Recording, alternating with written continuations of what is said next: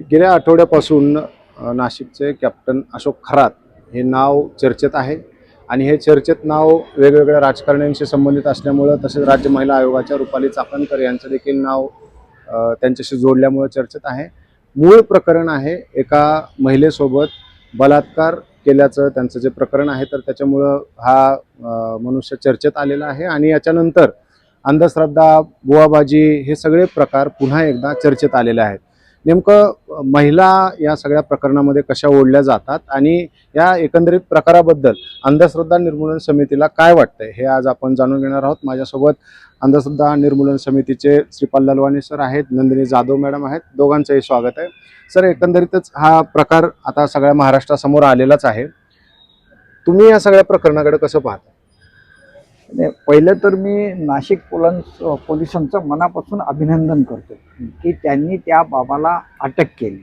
आता पुढचं हे फार महत्त्वाचं आहे की केस स्ट्रॉंग उभी राहिली पाहिजे, म्हणजे ह्याच्यात काही लूप होल न ठेवता किंवा त्या बाबाचं आर्थिक राजकीय किती वजन आहे याचा विचार न करता त्या बाबाला जास्तीत जास्त कडक शासन झालं पाहिजे। त्या बाबाला साथ देणारे, मग ते कुणी राजकीय व्यक्ती का असणार, त्यांच्यावरही कारवाई झाली पाहिजे अशी मी अनिसतर्फे आग्रही मागणी करत आहोत की या निमित्ताने सरकारला हा संदेश देता येईल की जे अशा चुकीच्या पद्धतीने बुवाबाजी करून महिलांचं लैंगिक शोषण, आर्थिक शोषण करतात त्यांना माफी केली जाणार नाही, त्यांची गय केली जाणार नाही, तर त्यांना शिक्षा दिली जाईल ही आमची मुख्य मागणी आहे। पण हे एकूणच हे जे प्रकरण आहे याच्याकडे तुम्ही कसं बघताय? तुम्हाला या प्रकरणाची आता तुम्ही तुमच्यापर्यंत हे सगळं प्रकरण पोहोचलं आहे, तुम्ही अभ्यास केला असाल, तिथल्या लोकांशी बोलला असाल, या प्रकरणाची व्याप्ती किती मोठी आहे? नाही, प्रकरणाची व्याप्ती खूप मोठी आहे। आम्ही या पूर्ण घटनेकडे या दृष्टीने पाहतोय की आज जादूटोणा विरोधी कायदा लागू होऊन 13 वर्ष झालेले आहे, 12 वर्ष झालेले आहेत, तर त्या तरी सुद्धा असे प्रकार घडतात जे जादूटोणा विरोधी कायद्याच्या अंतर्गत 1000पेक्षा जास्त केसेस दाखल झालेल्या आहेत, पण तरी सुद्धा असे प्रकार घडतात आणि त्याला सुशिक्षित लोक, राजकारणी लोक की जे आर्थिकदृष्ट्या एकदम सबल आहे हे लोक बळी पडतात। त्यामुळे आमच्या दृष्टीने ही चिंतेची गोष्ट आहे की या आपला कायदा लोकांपर्यंत कसा पोहोचवा, आपले विचार लोकांपर्यंत कसं पोहोचवाय, हा आमच्या दृष्टीने हा आता महत्त्वाचा मुद्दा आहे की लोकांना त्यापासून परावृत्त केलं पाहिजे, असं हे पाहिजे। पूर्वी असं वाटत होतं की ह्या अंधश्रद्धा फक्त ग्रामीण भागात अडाणी लोकात आहेत, तसं नाही, शहरामध्ये सुद्धा हे अशा मोठ्या प्रमाणात त्या घटना घडतात। या सगळ्याच्या मागचे मुख्य अंधश्रद्धा एक आहे की एखाद्या व्यक्तीमध्ये अशी दैवी शक्ती असू शकते आणि त्या दैवी शक्तीच्या आधारे ती व्यक्ती काही करू शकते, काही बदल करू शकते, एखाद्याला जे हवं ते अनुकूल घडवू शकते। ही सगळ्यात मोठी ही अंधश्रद्धा या सगळ्या गोष्टीच्या मुळाशी आहे। खरं तर हा कायदा आणण्यासाठी अनेकांनी प्रयत्न केले, डॉक्टर दाभोळकरांनी तर खूप प्रयत्न केले, ह्याच्याबद्दल काय कोणाचं दुमत असायचं काय कारण नाही, परंतु हा कायदा आल्यापासून आत्तापर्यंत काय तुम्हाला फरक जाणवतोय का फरक? हो, फरक नक्की जाणवतोय। पहिलं म्हणजे की ह्या ज्या अशा छोट्या मोठ्या बुवाबाजीच्या घटना होत्या त्या कमी झालेल्या आहेत की आता पूर्वीसारखे जे बुवा फसवायचे ते नाही, पण आता ते छद्म विज्ञानाचा आधार घेऊन लोकांना फसवतात। म्हणजे त्यावेळी हा छद्म विज्ञानाचा एवढा मुद्दा नव्हता, त्यामुळे तो ह्या कायद्यात आलेला नाही। अनेक कलमं आम्ही मागणी करून सुद्धा कायद्यात आली नाहीत, म्हणजे ज्योतिषशास्त्र, वास्तुशास्त्र यांचा सुद्धा या कायद्यामध्ये समावेश करावा अशी आमची आग्रही मागणी होती, पण शासनाने ती मान्य केली नाही आणि सर्वसंमतीने कायदा पारित व्हावा यासाठी मग आम्ही जे कलम त्यांनी मान्य केली त्याला आम्ही संमती दिली। तर ज्योतिष विरुद्धचं कलम जर त्याच्यामध्ये असतं, आज अनेक शास्त्रज्ञ म्हणजे डॉक्टर जन नरळीकरांसारखे जागतिक पातळीवरच्या 149 शास्त्रज्ञांनी असं पत्रक काढलेले की ज्योतिष हे विज्ञान नाही, ते छद्म विज्ञान आहे, पण तरी सुद्धा लोक त्याच्यावर विश्वास ठेवतात, अंधानुकरण करतात। कोणीतरी सांगितले की हा ज्योतिषाचा मला चांगला अनुभव आला की लोक त्याच्या मागे जातात। इथं मे बी की ते रुपाली चाकणकर जात आहेत, एकनाथ शिंदे जात आहेत असं म्हटल्यावर सर्व जे लोक ते जाणारच, पण हा भोंदू बाबा सर्वसामान्य लोकांना अजिबात ट्रीट करत नव्हता, कारण त्याची एकंदर पैशाची मागणी वगैरे खूप मोठी, महिलांचं तर शोषण करायचं या दृष्टीनेच तो महिलांसाठी हे करत होता। पण ज्योतिषशास्त्र जर कायद्याच्या अंतर्गत असतं तर हे सगळं करायच्या आधी त्या हा जो कॅप्टन तथाकथित कॅप्टन अशोक थोरात आहे त्यांनी 10 वेळा विचार केला असतं असं मला नक्की वाटतं. बरं, आपण नंदिनी मॅडमशी बोलूयात.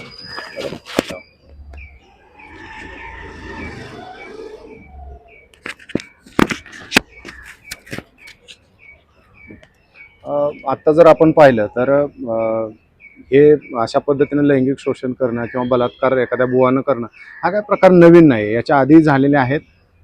तुम्ही मला सांगा की हे बुवा ज्या पद्धतीनं मोस्टली महिलांना कशा पद्धतीनं फसवतात? खरं म्हणजे प्रत्येक महिलेमध्ये काहीतरी एकतर नवऱ्याचं व्यसन सुटावं, बाईला मूल होत नसेल, मुलगाच हवा, अशा ह्या याच्यातून बाबाकडे जाण्याचं प्रमाण खरं म्हणजे महिलांचं जास्त प्रमाणात असतं.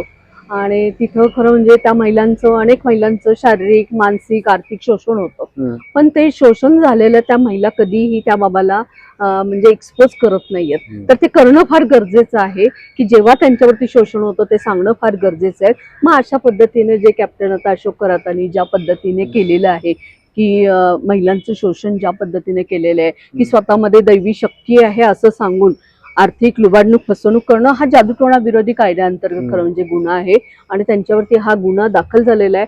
पण अनेक महिलांचं शोषण झालेलं असणार आहे, अनेक मुलींचं शोषण झालेलं असणार आहे. त्या सगळ्यांनी पुढे यावं आणि याबाबतची आपल्यावरती झालेल्या अत्याचाराला वाचा फोडणं फार गरजेचं आहे. कारण तुम्ही जर का अत्याचाराला वाचा नाही फोडली तर मात्र अनेक बाबा बुवा असे तयार होतील आणि म्हणजे गल्लीबोळात आपल्याला का दिसत नाहीत, कारण हेच बाबा का मोठे झालेले आहेत. आधी रस्त्यावरती फिरत होते, आता चांगल्या फ्लॅटमध्ये याच्यामध्ये ही बुवाबाजी चाललेली आहे त्याच्यामध्ये. त्याच्यामुळे पोलिसांनी वेळोवेळी लोकांच्या मध्ये जागृती करणं फार गरजेचं आहे. जादूटोणा विरोधी कायदा जो आहे त्या कायद्याचा प्रचार प्रसार करणं फार गरजेचं आहे आणि हा कायदा लोकांच्या पर्यंत पोहोचवण्याचं काम म्हणजे फक्त लोकांच्या पर्यंत नाही, पोलिसांनाही हा कायदा खूप लोकांना माहिती नाहीये. कारण केसेस झाले की त्यांना कोणतं कलम लावायचं याविषयी माहिती नसते. केस केली तरी तिथल्या वस्तू कुठल्या जप्त करायच्या ह्या गोष्टी माहिती नसतात. आता जर का त्यांच्या त्या खरात त्यांच्या इथे जर का पंचनामा काही वस्तू जप्त केल्या असतील तर पुस्तकंही बघावी, कारण अगोरी विद्येची पुस्तकं पण असू शकतात, ती जप्त करावी आणि ती कोर्टामध्येही हजर करणं फार गरजेचं आहे. कारण पोलीस लोक इथंच चुका करतात की त्या ज्या पंचनामा केलेल्या गोष्टी कोर्टामध्ये सादर करणं गरजेचे असतात त्या सादर केल्या जात नाहीत म्हणून बुवा बाबा सहज निघतात. म्हणजे की कायद्याच्या या जादूटोणा विरोधी कायद्याअंतर्गत आतापर्यंत 1200च्या वरती केसेस दाखल झालेले आहेत. कन्व्हिक्शन रेट बघितला तर 30 ते 35 आहे याच्यामध्ये. मग कन्व्हिक्शन का लागत नाही, कारण ह्या सगळ्या त्रुटी आहेत. खरं म्हणजे कायदाच, या कायद्यामध्ये जे नियम बनवणं गरजेचे आहेत ते नियम अजूनही सरकारने बनवले गेले नाहीये. पळवाट आहेत थोडक्यात, पळवाट आहेतच ह्या. पण हे नियम जर का बनवले तर पोलिसांना पण सोपं पडू शकतं, कार्यकर्त्यांनाही सोप्या पद्धतीने येऊ शकतं, लोकांनाही कायदा सहजासहजी समजू शकतो.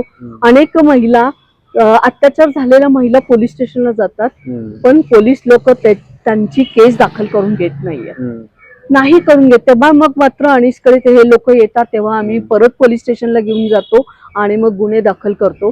कारण पोलिसांचंही अज्ञान आहे याच्या बाबतीमध्ये. तर प्रत्येक पोलीस स्टेशनला दक्षता अधिकारी नेमलेला आहे. परत एकदा मी सांगते की दक्षता अधिकारी कोणाला म्हणतात की ज्या पोलीस स्टेशनचा इन्चार्ज आहे त्यांनाच दक्षता अधिकारी ह्या जादूटोणा विरोधी कायद्याअंतर्गत त्यांना दक्षता अधिकारी म्हणून म्हणण्यात आलेलं आहे. आणि यांची कर्तव्य काय, तर तुमच्या एरियामध्ये जर कुठे बुवाबाजी होत असेल, घडत असेल, हे त्यांना जरी कळलं तर यांनी सुमोटो ऍक्शन घेण्याची तिथे गरज असते. हे कायद्यामध्ये दिलेलं आहे सुमोटो ऍक्शन घेण्याचे, तिथल्या वस्तू जप्त करण्याचे अधिकार दिलेले आहेत आणि हे गोष्टी थांबवण्याचेही अधिकार त्यांना दिलेले आहेत. पण महाराष्ट्रामध्ये अजूनपर्यंत एकाही पोलीस स्टेशनमध्ये स्वतःहून पोलिसांनी ऍक्शन घेतलेलं असं एकही उदाहरण नाहीये सांगण्यासारखं. तर मला पोलिसांनाही विनंती आहे की आपणही कायद्याचा चांगल्या पद्धतीने अभ्यास केला पाहिजे. प्रशासनाच्या माध्यमातून हा कायदा गावोगाव प्रत्येक व्यक्तीपर्यंत कशा पद्धतीने पोहोचल यासाठी प्रयत्न करणे गरजेचे आहेत. कायदा महाराष्ट्र, गुजरात, कर्नाटक अशा 3 राज्यांमध्ये आहे, हा देश पातळीवरती होणं फार गरजेचं आहे. अनेक बाबा म्हणजे बाहेरच्या राज्यातून येतात कारण तिकडे कायदा नाही. मग इथे मागे असंच प्रकरण झालं होतं, ते आव्हान देतात पण तिकडे कायदा नाहीये. पण जेव्हा ते महाराष्ट्रात येतात आणि बुवाबाजी करतात तेव्हा इथल्या पोलिसांनी त्याच्यावरती जादूटोणा कायद्याअंतर्गत जर का लगेच गुन्हे दाखल केले असते तर बाहेरचे एकही बाबा बुवा आपल्या महाराष्ट्रामध्ये येणार नाही, पाऊल टाकणार नाहीये आणि ती बुवाबाजी त्याची चालणार नाहीये. पण आता हा जो प्रकार समोर आलाय त्याच्यानंतर एक अशा पद्धतीची चर्चा काहींनी मतं तशी मांडलेली आहेत की पुरुषांच्या तुलनेत या सगळ्या प्रकारामध्ये महिलांना फसवणं सगळ्यात सोपं आहे आणि मुळात महिलाही अशा बाबांच्या नादी का लागतात. मी आधीच सांगितलं की महिलांच्या याच्यामध्ये जर का व्यसन नवऱ्याचं व्यसन सोडवण्यासाठी मूल होत नाही किंवा इतर काही प्रॉब्लेम्स असतील तर ते प्रॉब्लेम सोडवण्यासाठी म्हणून त्या बाबाबुवाकडे जातात आणि मग ते बाबाबुवा त्यांना जाळ्या तोडतात. मग तिथं त्यांची आर्थिक, शारीरिक, मानसिक सगळं शोषण होतं मला अजून एक त्याच्यामध्ये. याच्यामध्येच प्रश्न आहे की हे फसवण्याची नेमकी पद्धत कशी आहे आणि म्हणूनच माझा त्या पुढचा प्रश्न होता की या नादी कशा लागतात. कसं असतं की एखादी काही म्हणजे त्यांचेच तथाकथित कोणीतरी लोक असतात की मी बाबांच्याकडे येते, मग बाबांनी म्हणजे मला मूल नव्हतं पण बाबांच्या आशीर्वादाने मला मूल झालं, अशा काही गोष्टीचा प्रचार प्रसार केला जातो. आणि आशीर्वाद कशा स्वरूपात असतो, आशीर्वाद मग आर्थिकच सगळं असतो किंवा शारीरिक असतो सगळ्या ह्याच्यामध्ये. बाईला तिथं तेव्हा मग त्या बाबासाठी कुठली गोष्ट करताना मग ती कारण मला जर का काही गोष्टी हव्यात तर मग ते सगळ्या गोष्टी करायला तयार होते. खरं म्हणजे बाईनं तिथं विचार केला पाहिजे की या बाबांमध्ये जर का बाबा आपल्याला आर्थिक, शारीरिक, मानसिक शोषण करतो तर याचा लगेचच आपण तिथं पर्दाफाश करणं फार गरजेचं आहे, पण ते केलं जात नाहीये. अनेक विषयांमध्ये महिलांना भीती देखील दाखवली जाते, तर ती भीती कशा पद्धतीने दाखवली काय काय सांगितलं. तू आता ह्याच बाबांनी सांगितलेले आहेत की तिला शारीरिक संबंध प्रस्थापित करण्यासाठी सांगितले आणि ते जर का केले नाही तर तुझा नवरा मरेल किंवा अशा काही ज्या भीती घातल्या जातात. पण प्रत्येक बाईला नवरा प्रिय असतो आणि माझ्या नवऱ्याला काही होऊ नये मग बाबा जे सांगतील त्या बाबांच्या वरती विश्वास असतो आणि त्याच्यामुळे मग ती बाई प्रत्येक गोष्टीला तयार होते तिथे.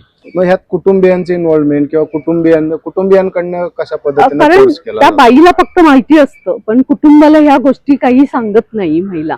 कारण एक तर इथं तिचं बाईला मुलगा होत नाही म्हणून कौटुंबिक त्रास असतो तिला, याच्यामध्ये कुटुंबाचा त्रास असल्यामुळे ती बाई हा असा रस्ता शोधते आणि मग ह्या अशा बाबा बुवाच्या जाळ्यामध्ये अडकते. पण फक्त मूल होणं एवढंच त्याच्यामध्ये विषय आहेत की आणखी काही कारण असतं. आणखी काही आहे, काही महिलांना अघोरी शिक्षा प्राप्त करून घ्यायची असते की ते विद्या प्राप्त करून घ्यायची असते. मलाही त्या बाबासारखं काहीतरी हे करायला पाहिजे, मी बाबाची शिष्य होऊ शकते, अशा पद्धतीनेही बऱ्याच गोष्टी केल्या जातात. बरं. आणि जर समजा पुरुषांना आपल्याकडं समजा भक्त बनवायचं असेल, आता जर आपण बघितलं की मोठमोठे नेते पुढारी वगैरे तिकडं नादी लागतात, तर यांना काय सांगून आणलं जातं. कसं असतं की प्रत्येकाला काहीतरी हवं असतं. मग मला काहीतरी हवंय ना, मग कुठून तरी ह्या गोष्टी येतात. ह्या बाबानं हे ज्योतिष सांगितलं मग मला हे पद मिळालं, या ज्योतिषाने मला हे गोष्टी सांगितली मग मला म्हणजे की माझ्या आयुष्यामध्ये बदल झाला. अशा ह्या गोष्टी जेव्हा खोट्या असतात, ह्या प्रचार प्रसार केला जातो तर त्याच्या ह्याच्यातून हे लोक येतात. मग एखादा मोठा मंत्री तिथे गेला, त्याचे फोटो व्हायरल केले जातात आणि ते फोटो व्हायरल केले की लोकांना वाटतं अरे इथं हे जर का गेले असतील तर नक्कीच त्या बाबाकडे काहीतरी शक्ती असणार आहे. मग ती शक्ती आहे असं खरं म्हणजे अशा गोष्टीचा कोणी जर का प्रचार प्रसार करत असतील की माझ्याकडे बरेच, तुम्ही ज्योतिषांच्याकडे जावा, बऱ्याच जणांचे राजकीय लोकांचे फोटो लावलेले असतात आणि तिथं सांगितलेलं असतं की हे आमच्याकडे येतात आणि त्याच्यामुळे मग हे जेव्हा पाहिलं जातं आणि मग लोक आकर्षित होतात. अशा गोष्टीचा प्रचार प्रसार करणं हा जादूटोणा विरोधी कायद्याअंतर्गत गुन्हा आहे. जर का कोणी कोणाचे फोटो दाखवून जर का म्हणत असतील माझ्याकडे या, मी यांचंही समस्याचं निवारण केलेलं आहे, तर अशाही लोकांच्यावरती गुन्हे बरं. आता जर आपण पाहिलं तर ह्या बाबाचे अनेक राजकीय मोठ्या प्रमाणावरती संबंध असल्याचे आपल्याला दिसून येत आहे. तर महिला झाला, आपण पुरुष वर्गाबद्दलही बोललो, राजकारणी लोक आपण जर पाहिलं तर खूप मोठ्या प्रमाणावरती अशा बुवा बाबांच्या नादी लागतात. गेल्या काही वर्षात जर आपण बघितलं मग यांचे कार्यक्रम असू द्यात, वेगवेगळ्या माध्यमातून फंडिंग असू द्यात यांच्या संस्थांना, अशा पद्धतीने सुद्धा खूप मोठ्या प्रमाणावरती होत आहे. याबद्दल तुम्हाला काय सांगायचं. नाही, खरं म्हणजे ह्या ज्या बाबाबुवांना जास्त प्रमाणामध्ये राजकीय वरदहस्त असल्यामुळे ह्या बाबांना पोलिसांची ना कोणाची भीती नसते. त्याच्यामुळे हे लोक फोपावत चाललेले आहेत त्याच्यामध्ये. म्हणजे की आपण म्हणतो की नाही, म्हणजे की संत तुकाराम महाराज 350 वर्षापासून सांगतात, ऐसे कैसे झाले बोंधू, कर्म करोनी म्हणती साधू, अंगा लावणी राख, डोळे झाकून करती पाप, अंगा लावणी राख, दाऊनी वैराग्याच्या कळा, भोगी विषयांचा सोळा, तुका म्हणे सांगू किती जळोते यांची संगती, असं आपल्याला 350 वर्षापासून सांगितलं जातं.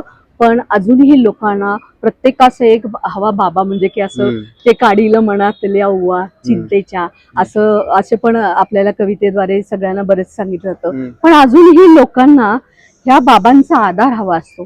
कुठेतरी भीती असते, काहीतरी म्हणजे स्वतःच काही लपवण्यासाठी म्हणून त्या बाबाकडे जाणं त्यांना वाटत असेल. म्हणजे तुम्ही जर का बाबाकडे जाऊन जर का इलेक्शन जिंकत असाल तर तुम्हाला वोटसाठी लोकांच्यात घराघरात फिरायला नाही पाहिजे खरं म्हणजे त्याच्यामध्ये.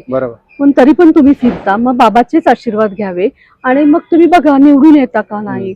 हे पण आपण प्रयोग करायला पाहिजे, कारण आम्ही वैज्ञानिक दृष्टिकोन लोकांना शिकवतो की चिकित्सा केली पाहिजे, प्रत्येक गोष्टीची चिकित्सा केली पाहिजे. चिकित्सा केली जात नाहीये म्हणून इथं लोकांची फसवणूक होते आणि अनेक लोक फसतात. मग सर्वसामान्य लोक किती फसत असतील, कारण त्यांना कुठे न्यायच मिळत नाहीये. पण जेव्हा ह्या अशा गोष्टी येतात त्याच्यामध्ये मोठमोठे राजकारणी लोकांनी सगळ्यांचाच ह्याच्यामध्ये हात असतो. तर खरं म्हणजे संविधानाने तुम्हाला अधिकार दिलेले आहेत आणि तिथं जर का तुम्ही अशा पद्धतीने जर का त्याचा गैरवापर करत असाल तर खरं म्हणजे ही चुकीची गोष्ट आहे. त्याच्यामुळे या ज्या बाबावरती कायद्याअंतर्गत जो गुन्हा दाखल झालेला आहे, म्हणजे मला तर पोलिसांचं खूप अभिनंदन करावंसं वाटतं की त्यांनी ज्या पद्धतीने त्याला अटक केलं आणि अनेक दिवसांपासून त्याचं प्लॅनिंग चालू होतं, असं आता हो. समोर येत आहे हो. आणि व्यवस्थित प्लॅनिंग करून अटक करण्यात आलेलं आहे. मला त्यांचं खूप कौतुक करावं वाटतं. आणि त्यांनी लगेच जादूटोणा विरोधी कायद्याअंतर्गत 3(2) अंतर्गत गुन्हा दाखल केलेला आहे. मला त्यांचं अभिनंदन करावं असं वाटतं. आणि पण यांनी पुढे चार्जशीट दाखल करताना योग्य पद्धतीने पंचनामे करून तिथल्या वस्तू व्यवस्थित जप्त करून पुस्तकासहित असे, कारण तोडगे अंधश्रद्धेचे काही काढणारे असे जर का पुस्तक असतील तीही जप्त करावी, तीही तुम्हाला या याच्यामध्ये पुरावे म्हणून वापरता येतात. बरं, शोषणाचा जो हा प्रकार आहे तर बलात्कार एक आपल्या समोर आलंच आहे विषय, परंतु याशिवाय देखील महिलांचं वेगवेगळ्या पद्धतीने शोषण केलं जातं. हो, आता हा बलात्काराचा जो प्रकार आहे, आता त्या बाईचं ज्या बायकांच्यावरती बलात्कार झाला त्यांना ब्लॅकमेल केलं जात होतं त्याच्यामध्ये. आणि त्याच्यामध्ये वारंवार मग आपलं नाव बदनाम होऊ नये त्यामुळे त्या महिला परत त्यांना पैशाच्या स्वरूपात असून दे किंवा वेगळ्या स्वरूपामध्ये त्या बाबाकडे परत जातात आणि परत त्यांचं शोषण अशा पद्धतीने होतच राहतं. आता काय मागणी आहे तुमची? महाराष्ट्र अंधश्रद्धा निर्मूलन समितीतर्फे मागणी आहे की ज्या महिलांच्यावरती शोषण झालेलं आहे, अनेक महिला आहेत, त्या महिलांनी पुढे यावं आणि आपल्यावरती झालेलं शोषण आहे ते पोलिसांच्या पाशी सांगावं. त्यांना भीती वाटत असते की माझं कुटुंब काय म्हणेल, समाज काय म्हणेल, याचा विचार करू नका. कारण आता या बाबाला कठोर शिक्षा होणं फार गरजेचे आहे. आणि महाराष्ट्र अंधश्रद्धा निर्मूलन समिती एवढंच मागणी करते की जो कायदा आहे त्या कायद्याचाही चांगल्या प्रमाणे प्रचार व्हावा आणि ज्या महिलांच्यावरती शोषण झाले त्यांना योग्य न्याय मिळावा. या बाबाला शिक्षा होणं तर फार गरजेचं आहे, कारण अशा पद्धतीने जर का अनेक दुसरे बाबा बुवा करत असतील तर त्याच्यावरतीही याचा काही परिणाम होऊ शकतो. धन्यवाद तुम्हाला दोघांचे, तुम्ही खूप वेळ दिला. तर आपण पाहिलं की या अशोक खरातला सध्या अटक तर झालेली आहे, मात्र या प्रकरणाची व्याप्ती अतिशय मोठी आहे. अनेक राजकारणी त्याच्याशी संबंधित असल्याचं समोर आले, अनेक अधिकारी त्याच्या पाया पडतानाचे फोटो व्हायरल होत आहेत. आता या सगळ्या जे त्याने ग्लॅमर प्राप्त केलं होतं त्या ग्लॅमरचा त्याने कशा पद्धतीनं पुढे वापर केलेला आहे आता तपासामध्ये समोर येईल. आता त्याला अटक तर झालेली आहे, या प्रकरणात पुढे काय होतं याच्यावरती आपलं लक्ष असणारच आहे. तुर्तास इथंच थांबूया. धन्यवाद.